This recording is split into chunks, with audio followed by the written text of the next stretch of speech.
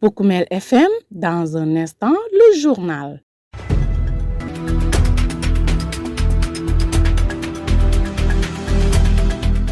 Amis auditeurs, merci de nous retrouver sur Poukoumel FM, la 106.0. L'info locale reprend ses droits. Tout d'abord, les titres. Sédhiou, le projet SANSAS lance sa deuxième phase avec plus de 5 milliards de francs CFA pour renforcer la santé reproductive des jeunes et des adolescents dans 78 structures sanitaires. Projet Espoir Jeune à Kolda, un dispositif de prévention des violences basé sur le genre déployé avant le démarrage des travaux de l'ISEP de Saribidji. Ziguinchor, le groupe de travail pluridisciplinaire a publié son rapport de la deuxième décade de juillet. L'ANACIM annonce des orages et de fortes pluies, tandis que le service de l'élevage appelle au déparasitage du septel et à lutter contre la divagation des animaux. Voilà pour le sommaire.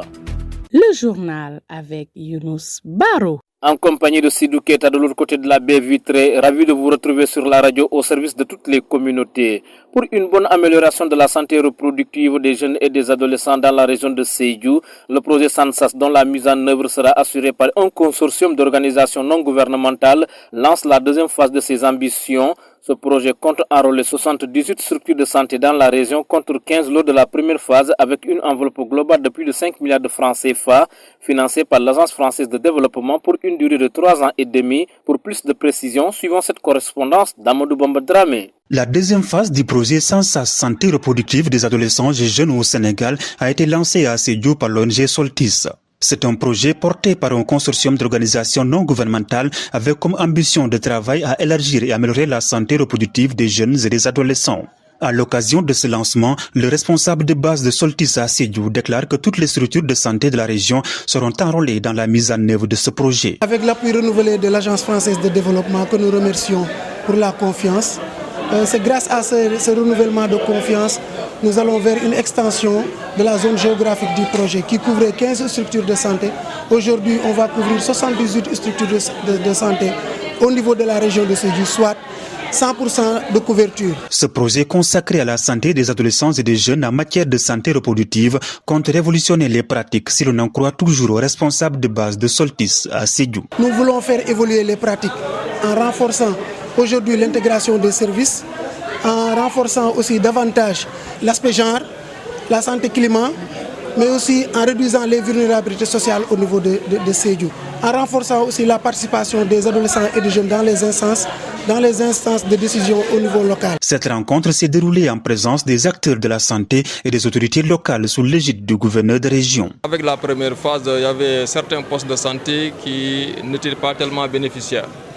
Donc avec le plaidoyer, et c'est le lieu vraiment de féliciter le chef de projet Soltis, le plaidoyer a permis donc aux partenaires techniques et financiers de valider cette deuxième phase. Car comme vous le savez, en matière de santé de la reproduction, il faut multiplier les interventions en termes de formation, en termes de communication, en termes de prestations. Ce projet d'une durée de 3 ans et demi est financé par l'Agence française de développement d'une enveloppe de 8 millions d'euros, soit plus de 5 milliards de francs CFA.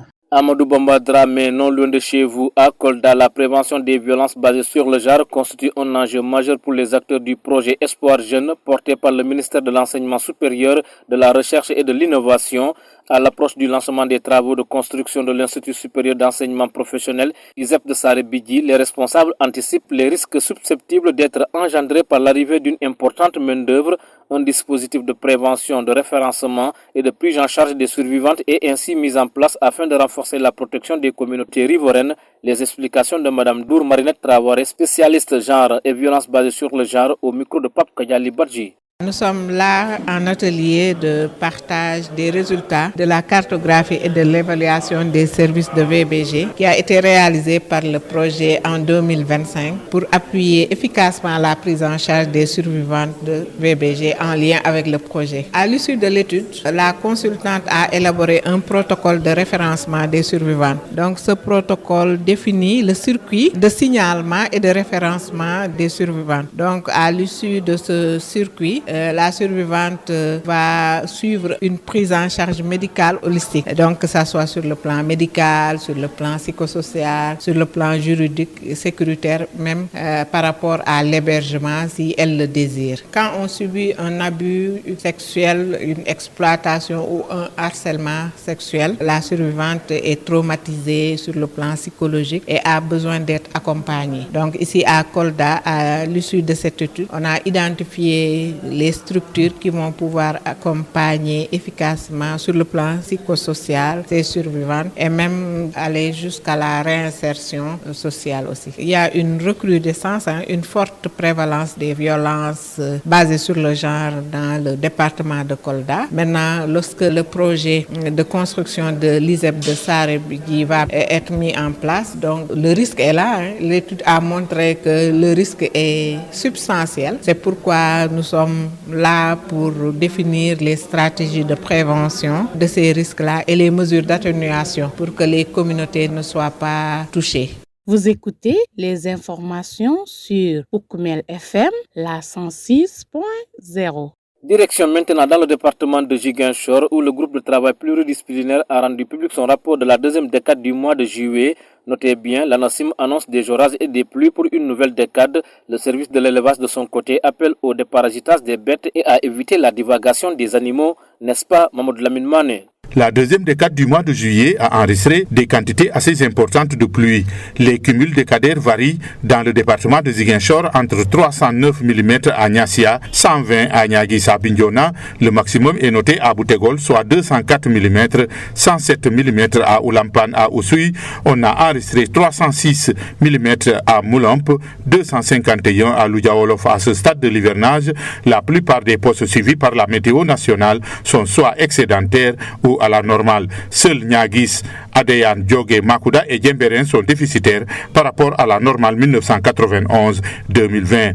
S'agissant des prévisions, l'ANACIM annonce des orages et des pluies faibles à modérées du 22 au 27 juillet, puis du 28 au 31 juillet. Le SDDR signale que les cultures présentent un bon aspect végétatif. La situation reste favorable à la prolifération des ravageurs, d'où l'urgence de mettre en place rapidement des produits phytosanitaires afin de faire face à d'éventuelles attaques des cultures. La situation géosanitaire est jugée stable toutefois. Les services de l'élevage appellent à un déparasitage des bêtes et à éviter la divagation des animaux. En cette période d'hivernage, la campagne de reboisement a également démarré.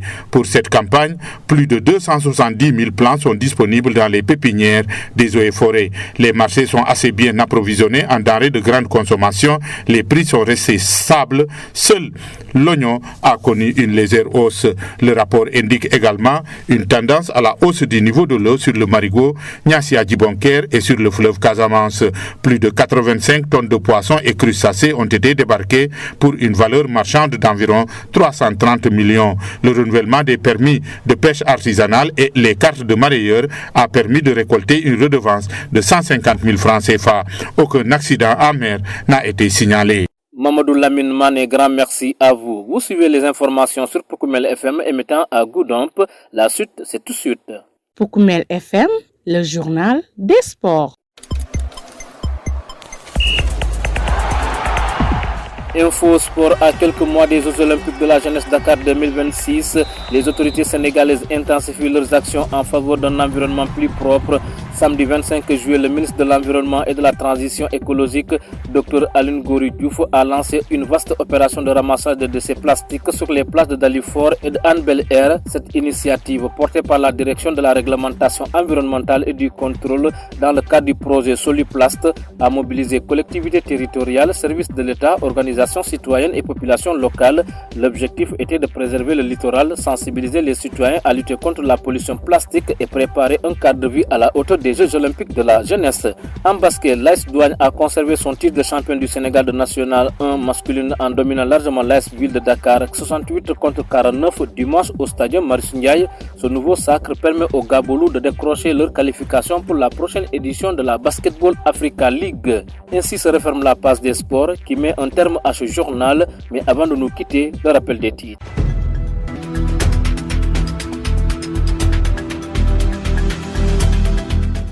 Sédhiou, le projet SANSAS lance sa deuxième phase avec plus de 5 milliards de francs CFA pour renforcer la santé reproductive des jeunes et des adolescents dans 78 structures sanitaires, nous a dit Amadou Bamba Dramé. Projet Espoir Jeune à Kolda, un dispositif de prévention des violences basé sur le JAL déployé avant le démarrage des travaux de l'ISEP de Saribidji. Ziguinchor, le groupe de travail pluridisciplinaire a publié son rapport de la deuxième décade de juillet. La NACIM annonce des orages et de fortes pluies, tandis que le service de l'élevage appelle au déparasitage du septel et à lutter contre la divagation des animaux, nous a dit Mamadou Lamine Mané dans sa correspondance.